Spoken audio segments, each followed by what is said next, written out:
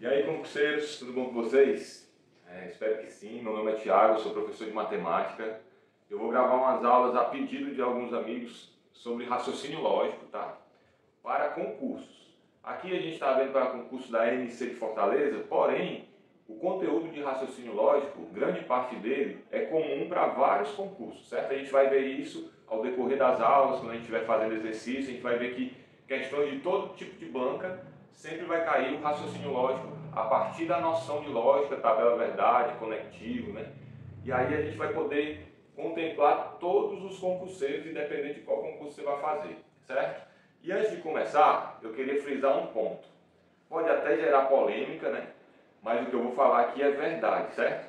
O raciocínio lógico, apesar de estar muito associado com a matemática, você não precisa, tá, dominar a matemática para poder compreender o raciocínio lógico. Principalmente essa parte aqui inicial, né, que vai envolver mais a parte de lógica proposicional, as proposições, tabela verdade, conectivo, negação, equivalência, diagrama lógico, etc.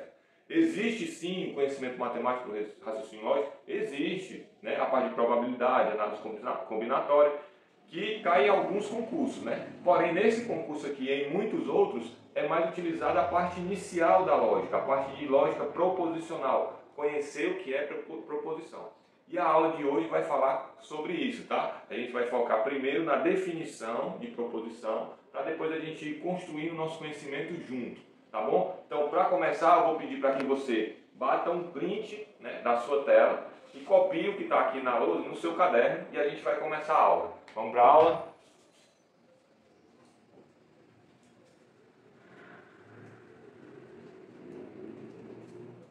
Então, vamos lá. Raciocínio lógico. A gente vai começar com noções de lógica, tá? Noções de lógica. Para começar a entender o raciocínio lógico, você tem que saber o que é uma proposição, tá? Não é preposição, é proposição. O que é uma proposição? Proposição é toda sentença declarativa na qual você pode atribuir um valor lógico, ou verdadeiro ou falso, para essa proposição. Certo? Eu coloquei aqui alguns exemplos. Ó. Por exemplo, racismo é crime afiançável? Por mais que você não saiba se o racismo é um crime afiançável ou inafiançável, isso aqui você vai poder classificar como verdadeiro ou falso, né?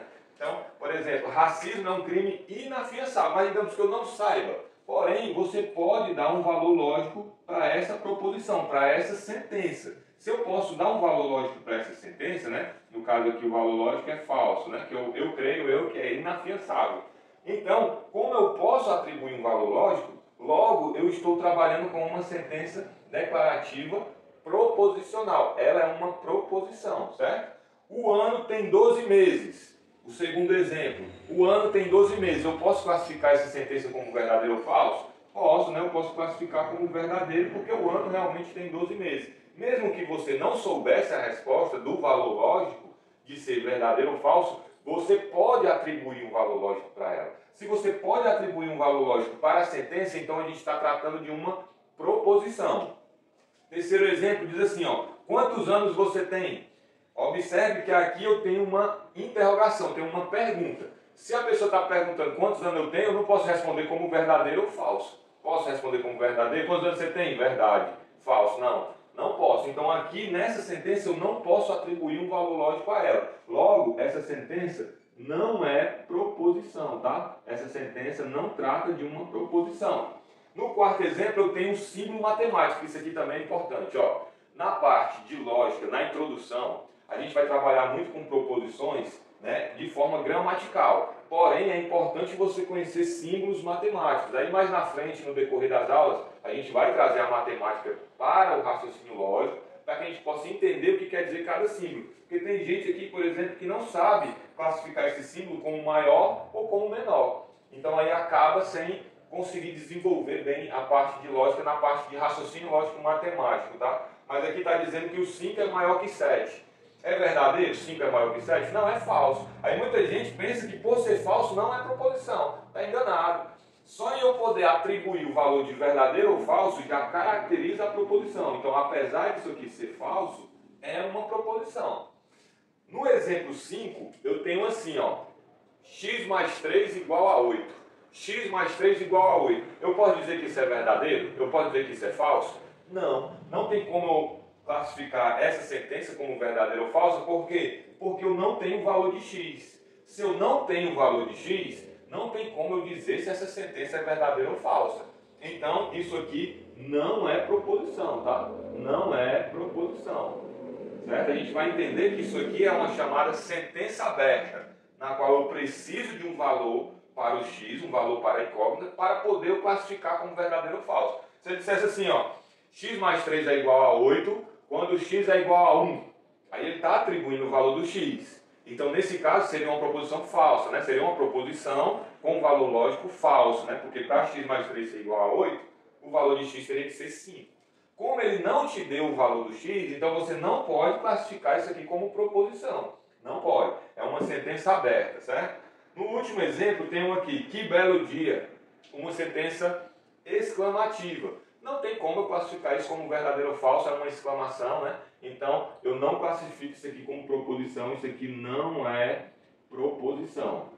Beleza? Então, ó, seguinte, para poder dominar o raciocínio lógico, tabela verdade, conectivos, né, etc., a gente vai ter que entender e gravar quando que uma sentença é ou não é proposição. Certo? Eu coloquei aqui, ó, como identificar uma proposição. Como é que eu vou fazer essa identificação? Como é que eu sei que é proposição ou não? Primeiro, se é uma sentença declarativa, é uma oração, né? Ela tem que ter o verbo, tá? Tem que ter o verbo. Toda proposição tem que ter o verbo.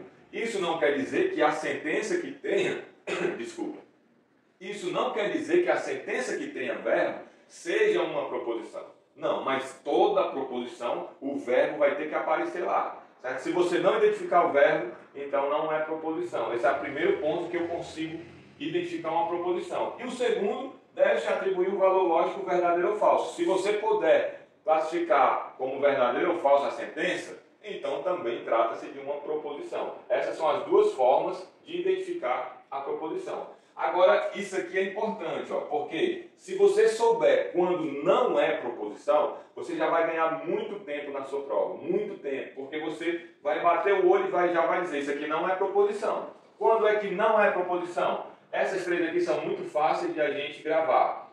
Sentenças exclamativas, interrogativas e imperativas. Então, se tiver lá um ponto de exclamação, não é proposição. Ponto de interrogação, não é proposição. Sentença imperativa, aquele que faz um pedido, dá uma ordem, né? Tipo, leia o livro, né? Isso aqui, ele está pedindo para eu ler o livro. Então não tem como classificar como verdadeiro ou falso. Aqui não dá para classificar como verdadeiro ou falso, certo? Então não é proposição esses três tipos de sentença. Se você for estudar pela internet, vai ser o que mais aparece como não proposição. Sentença exclamativa, interrogativa e imperativa.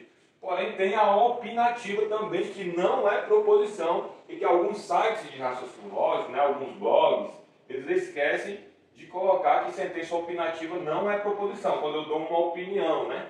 Cláudia é uma excelente professora, né? Então ele está dizendo, está dando a opinião dele. Eu não posso, apesar de eu poder classificar como verdadeiro ou falso, né? Ó, já cai lá em contradição, né? Mas você tem que entender o seguinte, quando que não é. Se ele está dando uma opinião, então você não vai classificar como proposição. Para finalizar essa ideia de o que é proposição, o que não é, a gente tem as sentenças abertas. O que é sentença aberta? Sentença aberta é quando você precisa de um valor da incógnita para poder classificar a sentença como verdadeiro ou falso. X mais 2 igual a 5. X mais 2 igual a 5. Eu não sei o valor do x, então eu não posso dizer que essa sentença é verdadeira, que essa sentença é falsa. Então isso aqui não é proposição e a gente chama isso de sentença aberta. Um outro exemplo de sentença aberta é quando eu não tenho o valor do sujeito, eu não tenho a identificação do sujeito. Por exemplo, ele é dentista. Ele quem? Né? Apesar de que você pode pensar que eu posso classificar isso aqui como verdadeiro ou falso, mas eu não posso, porque eu não sei de quem está falando. Se ele falasse assim, ó, Mário é dentista, aí você já poderia classificar como verdadeiro ou falso e já se trataria de uma proposição. Então, se não ficar identificado o sujeito, né, você não pode classificar como sentença aberta. Tem umas exceções que a gente vai estudar no decorrer das aulas, que são os termos quantificadores. Por exemplo, se eu falo assim, ó, todo médico é dentista, todo médico é cirurgião, por exemplo. Todo médico. Ele não está identificando o sujeito, ele está generalizando.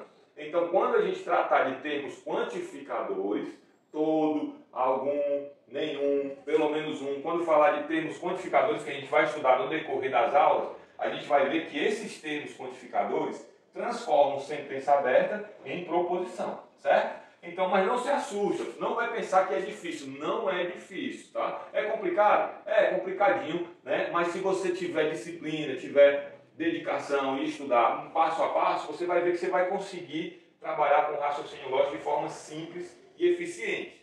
Na próxima aula, a gente vai só resolver questões só envolvendo definição, só definição mesmo de proposição. E a gente vai ver questões da ESAF, da CESP, da VUNESP, bancas de renome no país, trabalhando com a parte de definição, né, de proposição. Tudo bem? Gravou aí? Deixa o teu like, aparece nas aulas, né? Marca o sininho lá para você ver quando eu colocar a aula só resolvendo os exercícios. E aí acompanha aqui direitinho, tira as dúvidas, põe no comentário se tiver alguma dúvida, se tiver alguma pergunta, e a gente vai desenvolver junto aqui até quando der, tá bom? Então até a próxima aula, a gente se vê.